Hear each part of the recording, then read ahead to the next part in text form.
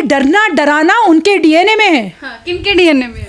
तेजस्वी जी के डीएनए में है, जिनके और माता पिता के शासनकाल में पूरा बिहार डर से थर-थर कांपता था। लोग 6 बजे के बाद घर के बाहर नहीं निकलते थे। आईएएस की बीवी सुरक्षित नहीं रहती थी। शिल्पी गौतम कांड होते थे यहाँ पर। उनकी माँ तात्कालिक गवर्नर के लिए कहती थी कि लंगड़े का एक टांग टूटा है, हम दूसरी तोड़ देंगे।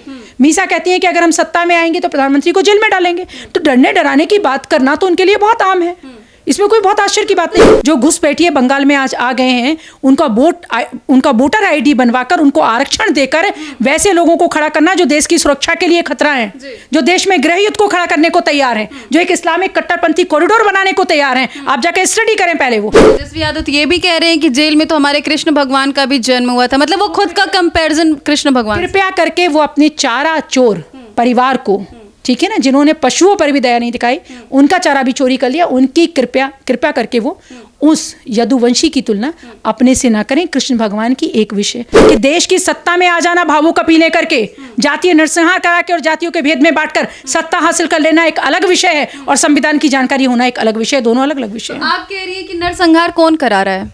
करा रहा था तेजस्वी यादव ही थे जो 50% आरक्षण की बात करने लगे थे। देखिए, जो व्यक्ति जिससे संविधान का ज्ञान ना हो, जिसे न्यायपालिका की समझ ना हो। कैसी बात कर रही है मैम? पूरा परिवार रहा है राजनीति में, आप कह रहे हैं उनको ज्ञान नहीं है। अगर आपको लगता है कि उन्हें ज्ञान होता तो इतने तर्कहीन, सत्य और तथ्य से परे बात ही नहीं करते। हम स्थायी रूप से इतिहास में हम गाथा लिखेंगे विकास की, जिसमें किसी जाति का तुष्टीकरण नहीं होगा, धर्म का तुष्टीकरण नहीं होगा, बिहारी होना उपहास का विषय नहीं होगा और बिहारी के चेहरे के रूप में कोई तेजस्वी विदूषक और जोकर की तरह मंच पर व्यवहार नहीं करेगा। ओबीसी आरक्षण को पश्चिम बंगाल सरकार मुसलमानों में वितरित करती है, क्या ये जायज है? और उन्होंने कहा कि इस देश के बहुसंख्यक और हिंदू, हम हिंदू शब्द का इस्तेमाल कर रहे हैं। नमस्कार, आपके साथ मैं हूं ज्योति सिंह, आप देख रहे हैं सच टॉक्स। देखिए, लोकसभा 2024 चुनाव समाप्ति की ओर है, लेकिन लगातार पीएम मोदी जी बिहार दौरे पर आ रहे हैं और कुछ ऐसे बयान बोल गए हैं जिस पर लगातार बिहार में अब सियासी पारा चढ़ा हुआ है और बवाल मचा हुआ है। इसी पर बात करने के लिए इस वक्त हमारे साथ एमएलसी अनामिका सिंह पटेल जी मौजूद हैं और बड़ी ही बेबाकी से अपनी बातों को सबके सामने रखते हैं। मैम, सबसे पहले हमारे चैनल में बहुत बहुत स्वागत। नमस्कार। क्या बोलेंगी, लगातार मोदी जी बिहार दौरे पर आ रहे हैं, आप लोग को कैसा लग रहा है? देखिए, आदरणीय नरेंद्र मोदी जी इस देश के प्रधानमंत्री हैं। एक ये उनके लिए श्रद्धा होने का, सम्मान होने का विषय है। दूसरा विषय है वो भारतीय जनता पार्टी के हमारे नायक हैं।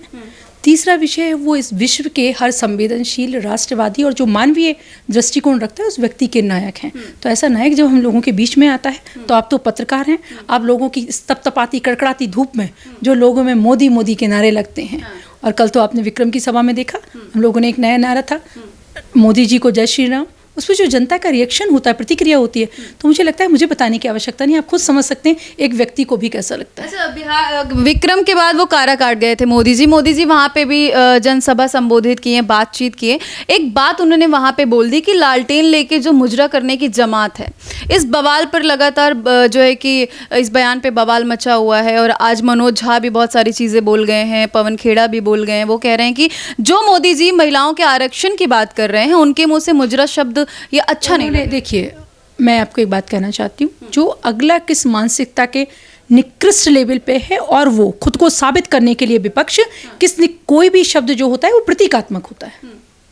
किसी भी शब्द को मुजरा करने का जो अर्थ होता है, मतलब जो आप अपना जिस अर्थ में उन्होंने कहा है कि विपक्ष जो है वो किसी भी स्तर पर जाने को तैयार है, क्योंकि वो किसी भी कारण से, सकारात्मक कारणों से आदरणीय नरेंद्र मोदी जी के सम्मुख या एनडीए गठबंधन के सामने खड़ा नहीं हो पा रहा है। इस अर्थ में उन्होंने कहा कि ये तो इसको उन्होंने आरक्षण को लेकर इस बात को कह रहे थे और वो सही कह रहे थे कि वो सारे। आप एक बात का मुझे जवाब दीजिए, ओबीसी आरक्षण को पश्चिम बंगाल सरकार मुसलमानों में वितरित करती है, क्या ये जायज है? और उन्होंने कहा कि इस देश के बहुसंख्यक और हिंदू, हम हिंदू शब्द का इस्तेमाल कर रहे हैं क्योंकि ऐसा विपक्ष को लगता है या पत्रकारों को हम इस शब्द का इस्तेमाल करने से डरेंगे। बात आई थी तब तो विपक्ष को ये भी लगा था, तेजस्वी यादव ही थे जो 50% आरक्षण की बात करने लगे थे। देखिए, जो व्यक्ति जिससे संविधान का ज्ञान ना हो, जिसे न्यायपालिका की समझ ना हो। कैसी बात कर रही है मैम? पूरा परिवार रहा है राजनीति में, आप कह रहे हैं उनको ज्ञान नहीं है। अगर आपको लगता है कि उन्हें ज्ञान होता तो इतने तर्कहीन, सत्य और तथ्य से परे बात ही नहीं करते। आरक्षण की जब वो बात करते हैं तो उन्हें पता होना चाहिए, उन्हें बयान भी ठीक से पता होना चाहिए। आदरणीय नरेंद्र मोदी जी, भारतीय जनता पार्टी ने कब आरक्षण की बात नहीं की? हमने तो, आप नियत और नीति को समझने की चेष्टा करिए पहले। लेकिन देश के प्रधानमंत्री के मुंह से ये शब्द सही है, मुजरा वाली बात? आप बताइए मुझे, क्या इस देश में ये बात सही है कि जो हमारा विपक्ष है वो इस देश के हिंदुओं का अब किस स्तर पे चीज़ें पहुंच गई।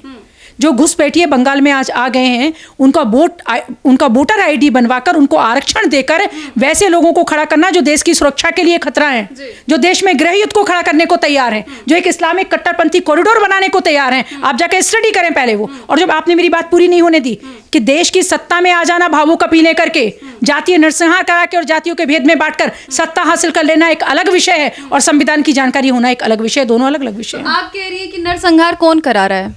करा रहा था, कौन कराता था? अच्छा, तेजस्वी यादव कह रहे हैं कि मैं 35 साल का हूं और 75 साल के जो मोदी जी हैं वो मुझसे डर रहे हैं। मैं ठाठ बिहारी हूं और एक बिहारी किसी से डरता नहीं है, गुजराती से डरता नहीं है। कितनी हंसी की बात है, कितनी हास्यप्रद बात है। एक 35 साल के युवा को ये बताना पड़ता है कि 75 साल का आदमी मेरे से डर रहा है। और ये डरना डराना उनके डीएनए में है। किनके डीएनए में है? तेजस्वी जी के डीएनए में है, जिनके और माता पिता के शासनकाल में पूरा बिहार डर से थर थर कांपता था। लोग 6 बजे के बाद घर के बाहर नहीं निकलते थे। आईएएस की बीवी सुरक्षित नहीं रहती थी।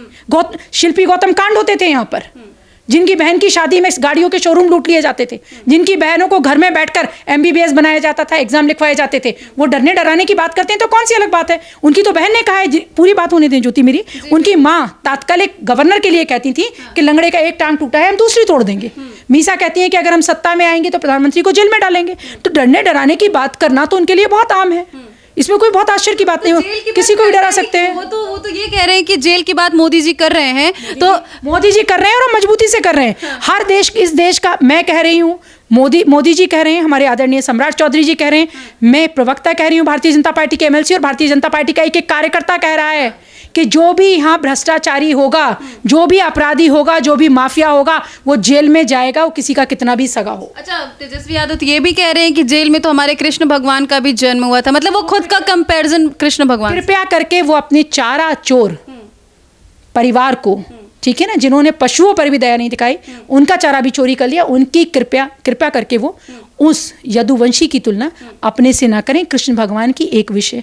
और अगर मैं बहुत स्पष्ट तौर से ज्योति कहना चाहती हूँ आपके चैनल से, इतना यदुवंश की चिंता करते हैं, ठीक है, तो जब खुद उप मुख्यमंत्री पद लेते हैं, अपने भाई को पद देते हैं, तो किसी यादव गरीब को वो पद दे दें। और पप्पू यादव जो अपनी ताकत पर चुनाव लड़ने की चेष्टा करे तो उसे हराने में अपनी सारी ताकत ना लगाएं, वो पप्पू यादव से डर जाते हैं। और ये ना कहें कि इससे बेहतर आप एनडीए गठबंधन को जिता दें, पूरी बात। और जब महिला आरक्षण की बात हो तो कृपया अपनी माँ को ना दें, अपनी 2 बार की हारी हुई बहन मीसा को ना दें, सिंगापुर से बुला के तीसरी बहन को ना दें, और आने वाले समय में सारी की सारी देश में रहने वाली बहनों को ना दें। कृपया वो तो बात ना ही करें। अच्छा, अनामिका जी, चुनावी माहौल चल रहा है, अब समाप्ति की ओर है, 7वां चरण है, क्या बोलेंगी, माहौल क्या होने वाला है बिहार का? इन विपक्षियों की नींद उड़ने वाली है या फिर और भी कुछ अलग होने वाला है? माहौल बड़ा अस्थायी शब्द है ज्योति, ठीक है, तो हम माहौल शब्द पे बात नहीं करेंगे। बिहार में जो हम बात करेंगे आदरणीय श्रद्धेय नरेंद्र मोदी जी के नेतृत्व में और बिहार की एनडीए गठबंधन की सरकार के विषय में जब मैं बात करूंगी, हम स्थायी रूप से इतिहास में हम गाथा लिखेंगे विकास की, जिसमें किसी जाति का तुष्टीकरण नहीं होगा, धर्म का तुष्टीकरण नहीं होगा, बिहारी होना उपहास का विषय नहीं होगा, और बिहारी के चेहरे के रूप में कोई तेजस्वी विदूषक और जोकर की तरह मंच पर व्यवहार नहीं करेगा। आपके जैसी कोई बहन, मेरे जैसी कोई बहन और हमारे यहाँ के युवा पढ़े लिखे लोग खड़े होकर जब बात करेंगे तो बिहारी होने पर गर्व होने की बात होगी। बिहारी होना जोक का विषय नहीं होगा। बिहार होने का अर्थ जातीय नरसंहार नहीं होंगे। बिहार होने का अर्थ जातीय अलग अलग बांटने की बात नहीं होगी। बिहारी होने का अर्थ चारा घोटाला करना नहीं होगा, चारा चोर करना नहीं होगा। बहुत सारे दर्शक आपको देख रहे हैं, उनको क्या कुछ संदेश देना चाहेंगे अपनी तरफ से? मैं कहना चाहूंगी कि मनुष्य जीवन एक दुर्लभ जीवन है, सत्य के साथ खड़े रहे, राष्ट्रवादी बनिए, क्योंकि बिहार में मैं आपसे भारतीय जनता पार्टी की एक प्रवक्ता, एक एमएलसी के नाते बात करने के अलावा एक व्यक्ति, एक मनुष्य के तौर पर ये बात कर रही हूँ कि इतिहास इस बात का गवाह है कि सभ्यताएं बनती हैं और नष्ट हो जाती हैं। जापान का हिरोशिमा इसका उदाहरण है। परंतु जहाँ की संस्कृति और धर्म को नष्ट कर दिया जाए, ये वही तेजस्वी हैं जो बार बार ये कहते हैं कि मंदिर बनने से क्या होगा, अस्पताल बनाइए, कहते हैं ना, हाँ, बिल्कुल, स्कूल बनाइए। मैं उनसे ये कहना चाहती हूँ कि जब धर्म छिनता है तो छतें भी छिन जाती हैं, रोटी भी छिन जाती है, सरहदें भी छिनती हैं, खलियान भी छिनते हैं, बहन बेटी भी सुरक्षित नहीं होती। देश में कश्मीर इसका उदाहरण है। तो धर्म के साथ खड़े रहिए और ताकत के साथ खड़े रहिए। अनामिका मैम की बातों से आप कितने समय तक कमेंट सेक्शन में जाकर के जरूर बताइएगा। आगे आपको ऐसी जानकारियां देते रहेंगे और मैम बहुत बहुत धन्यवाद हमसे जुड़ने के लिए। Thank you Jyoti.